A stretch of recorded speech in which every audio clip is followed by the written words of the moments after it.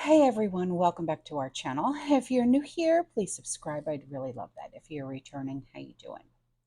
What we're going to be talking about right now is what people are seeing and experiencing in everyday life when it comes to being of a prepared mind. And I get sent pictures and videos, emails, and links. And if there's anything that you want to send me for a video, my email's in the description box below. So this first email comes in from a community member, and she sent me a link to a YouTube video. And she said, "The beauty of family values: confidence without conceit, assertive but calm, speaking on what you know is truth so as not to be a fool, speaking with good character and clear words, which leads to transparency of heart, being respectful to those who may not know that of the subject matter without being condescending. For you may find yourself in the opposite of each one of these as you grow in your age, your faith, friendships, and eventually a teacher. Young ones will watch you. They will repeat what they see and hear. We all become a teacher of sort in one form or another. What value will you teach? This is what my ancestors taught all the way back to the second son of Noah. Enjoy." I love that. So that link will be in the description box below. Okay, so here is, I gotta adjust real quick. Here is an email from a community member, and he wants me to address something. And I honestly didn't even know about this, okay, until he brought it to my attention. And he said, "I love you and your channel." Well, thank you very much. He said, "I wanted to say that I don't agree with what the Olympics did in the opening ceremony." I don't think anybody did. Yeah. He said, "I haven't watched a minute of the Olympics because of it, but I have read the news stories that have come about from it. I don't agree with men and women's sports either, but from what I have read, that doesn't seem to be the circumstances with the lady boxer from Algeria.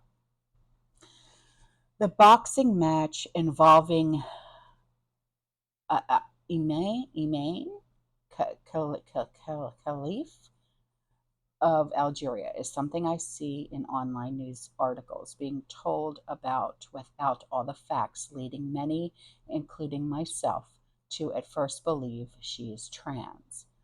At this time, from my understanding, this does not seem to be the case after more careful reading. Reportedly, she was identified at birth as female and having female her Yahoo, yeah, her hoo ha. She has mismatched chromosomes. In other words, her genotype is different from her natural phenotype. And this is something that, unlike with trans individuals, was not her choice. Born with female parts, raised as a girl, believes she is a girl, and apparently only recently learned of her Y chromosome after a karyotype test. I feel so badly for this young lady. She likely only recently learned of her medical condition, and now only so many people all over the world online are saying that she's a man. She reportedly has God-given female external anatomy from birth. Okay, well, like I had said to you in the email, okay, um, I'm tired of the judgment, okay, and they don't live her life. They do not walk a mile in her shoes. This young lady, obviously, this is not her fault. She didn't create this. She was born this way. And, it's, and like I also said to you in the email, I am not an avid boxing watcher. I'm not, okay? But I did look up a picture of her, and oh my goodness gracious me, is she buff, okay? But she works out probably not just for health reasons, but because of her career. Okay. I mean, she's got the broad shoulders. I mean, she's muscular. She could knock anybody out. But, you know, uh, does she carry that, not like a manly figure? She's got a nice figure, but she's just got a lot of muscle. So what? she's got a chromosome that she was born with. Okay. And like I also said to you, if everybody in the world had their chromosomes tested, I can guarantee you, okay, that not all of the testing would come back to everybody's liking. All right. So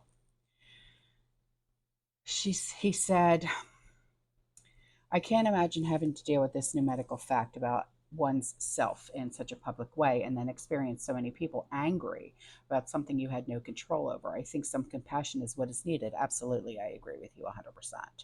100%. Um, you know, it's just it's no one's business but her own. Okay. It's no one's business. I mean, if she was flashing her shite all over town, okay, you know what I'm saying? Then, okay, I mean, even if she was a hermaphrodite, uh, she was still born with both. She could pick and choose for crying out loud, okay? But still, she's a lady. Leave it alone, okay? I've even heard of ladies being born with testes that were not descended, okay? And they were still able to give birth. So figure that one out, you know? So he goes on to say that prior to 1905, when sex chromosomes were discovered, this would not have been an issue. Doctors' exams would have concluded that she's a female. I wish more people would understand that intersex is a physical condition of the body present at birth. It's nothing that can be helped. This lady boxer from Algeria has reportedly lost 7 matches to other women. Well, win some, lose some. I mean, it is what it is. Look at Mike Tyson, for crying out loud. So it doesn't seem she's out there beating every opponent. Intersex people occur about 1 in 30,000 births, and many don't know until there's issues that come up later in life. That's why I said, let everybody go get tested. I bet you they'll be surprised, he said, my best friend was born intersex, and her karyotype, I hope I'm saying that right, is 46XX 46XY. And her condition is called mosaic chimerism. I think I'm saying that correctly.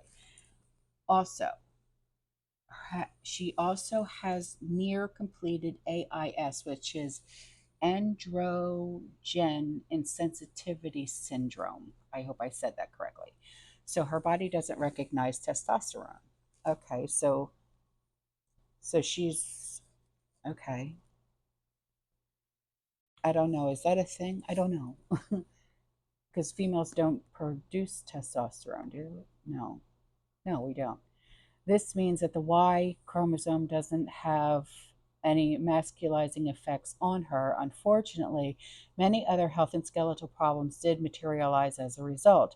And intersex is a condition that is very complex and exists in many forms, but a from birth condition should never be confused with trans. Well, no, why would it be? She's not turning into a man, or she's not, you know what I mean? Trans is completely different lifestyle. Different lifestyle, yeah. So, reportedly, the majority of intersex people didn't want to have their I included in the alphabet soup group, but it was forced in anyway. Why? A physical condition of the body has nothing to do with the alphabet soup group. My best friend also watches your channel. She enjoys your videos. If you have a time, sometime, please say hey, Tony. Hey, girl. Hey. Yes. Love it.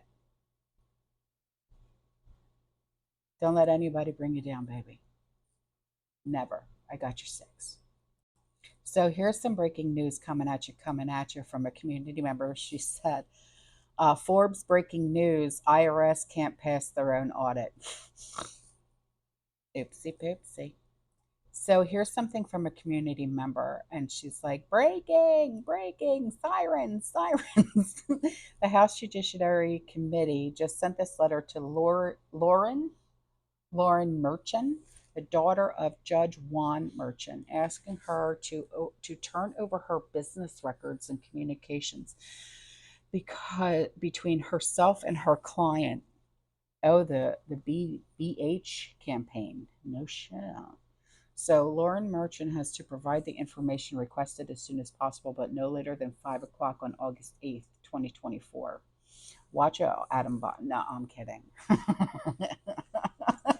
so, so the letter says, as we continue our oversight of politically motivated prosecutions by state and local officials, we believe that you may possess records relevant to our work, particularly whether the House should move forward with the removal legislation discussed above.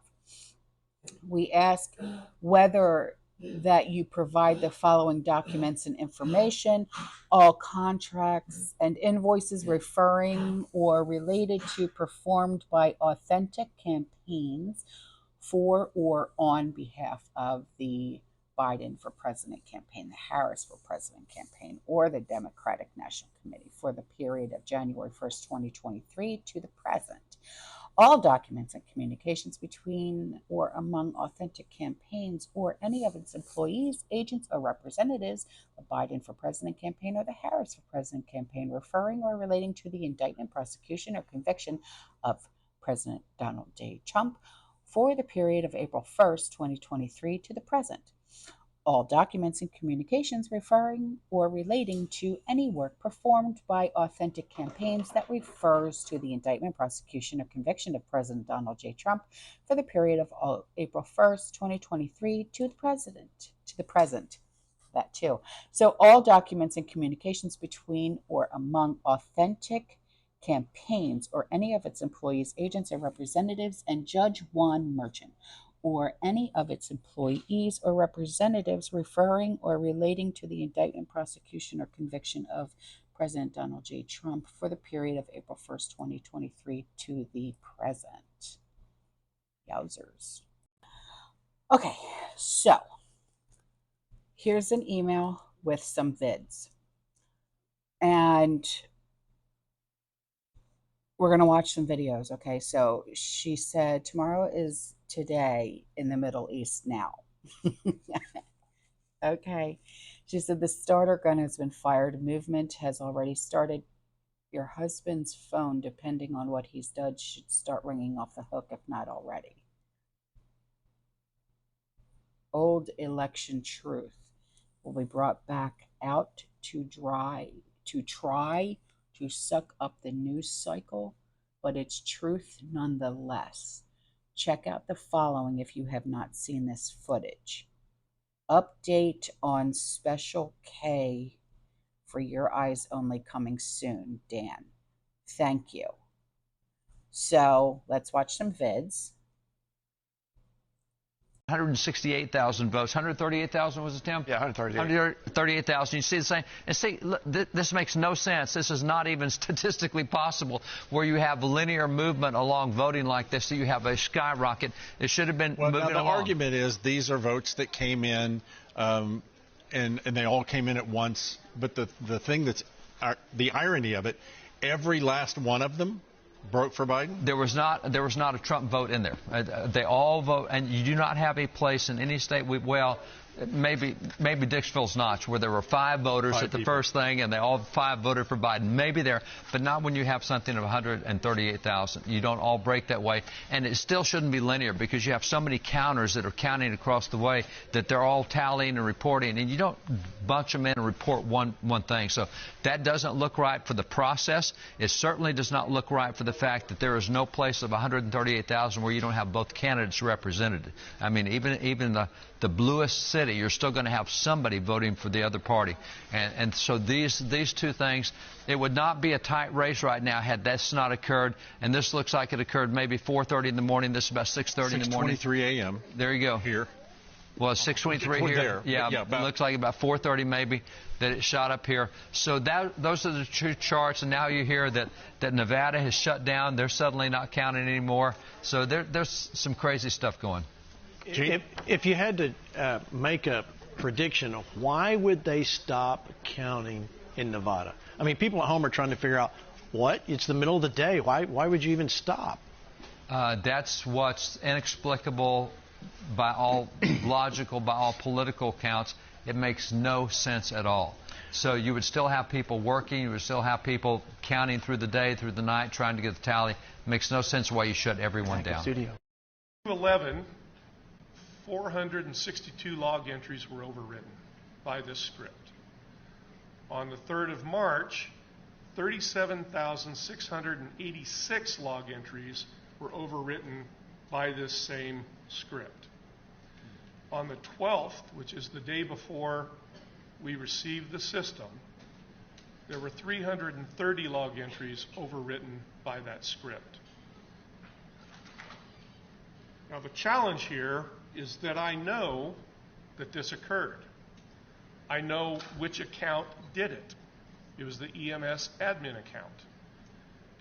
You would think that if you were doing an audit the next day, that you would want to have the full context of the election to be audited. But that clearly was not the case in this instance.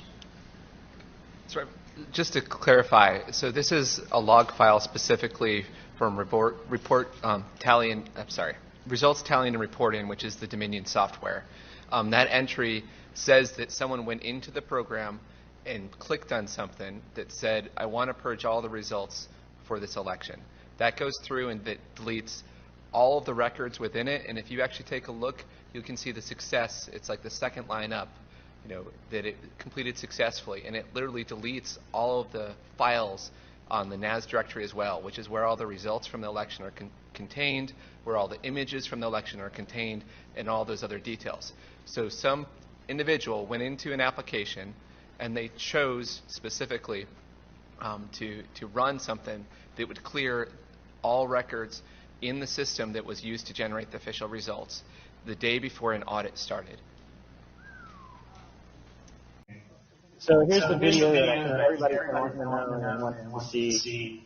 Who deleted the server logs? Well, I went back to our logs, and guess who it is? Here you'll see it in the database administrator. Bachelor of Science Computer Forensics. What a great person to have on your team to take care of things when you get rid of something. Christy Passerai let him into the server. Here's the access basically showing her letting him in. And then here's the deleting of the logs. This is when the logs from the database was deleted. Here she is letting Brian into the server about that time. And here he is getting on the console. And you guys know the rest of the history for that. Apologies to people who in there. And again, this is another law broken because probably altering data in there by himself. Evidence of a poll worker named Ruby Freeman running the same stack of ballots through the counting machines multiple times. Ironically, Ruby Freeman was later given the Presidential Citizens Medal by Joe Biden for her work during the 2020 election.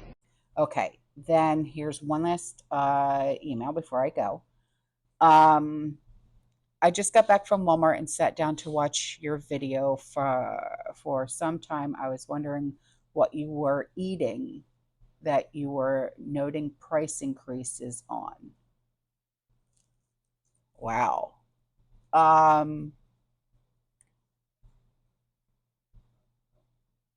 Honestly, a lot, especially meats and gluten-free stuff. Yeah. People can't feed their families, etc. Now I see what you're talking about. I noticed that in the butter section. Oh my dear God, yes. Yes. Kerrygold was $8.38, but 20 minutes ago I spent $3.98 in Illinois. All the others in the butter section were outstanding as well. It would be nice to have a VPN and try to see what Walmart's prices are in various parts of the country. It has been shown that the price in the same airline ticket varies according to zip code of the purchaser. Really? Maybe food is the same. This sure reminds me of when I visited North California years ago and had to ask what currency the home prices were denominated in. What? I thought it might have been in pesos instead of US dollars. Regional differences seem to be alive and well in non real estate purchases as well for the same item. Strange. Yes, I have noticed price increases in a lot of this stuff. Meats are just they're becoming untouchable around here anymore. And especially with our big family, it's getting crazy pants around here.